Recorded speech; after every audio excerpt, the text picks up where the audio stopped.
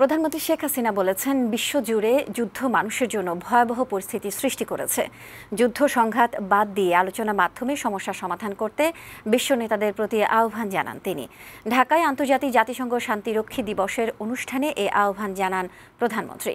বাংলাদেশের শান্তিরক্ষীরা যেন অব্যাহতভাবে শান্তি প্রতিষ্ঠায় কাজ করতে পারে, সেজন্য সরকার সহযোগিতা করে যাবে বলেও জানান প্রধানমন্ত্রী। কাজী ফরিদের প্রতিবেদন। আন্তর্জাতিক জাতিসংঘ শান্তিরক্ষী দিবস উপলক্ষে বঙ্গবন্ধু আন্তর্জাতিক সম্মেলন কেন্দ্রে এই অনুষ্ঠানের আয়োজন করে সশস্ত্র বাহিনী বিভাগ ও বাংলাদেশ পুলিশ। এতে সেনাবাহিনী, বিমান বাহিনী, নৌবাহিনী ও পুলিশ কর্মকর্তারা অংশ নেন। জাতিসংঘ ও বিভিন্ন দেশের কূটনীতিক মিশনের কর্মকর্তারাও যোগ দেন। অনুষ্ঠানে শান্তিরক্ষা মিশনের দায়িত্ব পালনকালে আহত বাংলাদেশের ৩ জন শান্তিরক্ষীর হাতে সম্মাননা ক্রেস্ট তুলে দেন প্রধানমন্ত্রী।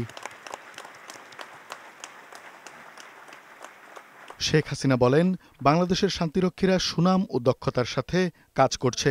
বিশ্ব শান্তি নিশ্চিত করা বর্তমান সময়ে কঠিন হয়েছে বলে জানান প্রধানমন্ত্রী। শান্তিরক্ষা মিশন সমূহ উন্নত প্রযুক্তির মাধ্যমে সমৃদ্ধ করার প্রয়োজনীয়তা এখন বহুগুণ বৃদ্ধি পেয়েছে।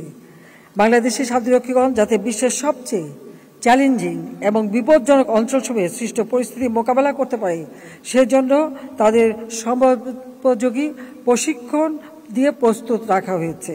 তিনি বলেন, বিশ্বের বিভিন্ন প্রান্তে যুদ্ধ, সহিংসতা মানবজাতির জন্য ভয়াবহ পরিস্থিতি সৃষ্টি করছে। অস্ত্র কেনার টাকা, জলবায়ু অভিঘাত মোকাবেলা, খাদ্য ও শিক্ষার উন্নয়নে ব্যয় করার আহ্বান জানান তিনি। অস্ত্র প্রতিযোগিতা প্রতিনিয়ত যত বৃদ্ধি পাচ্ছে, ততই মানুষের জীবনও আরও বেশি দুর্বিষহ হয়ে উঠছে।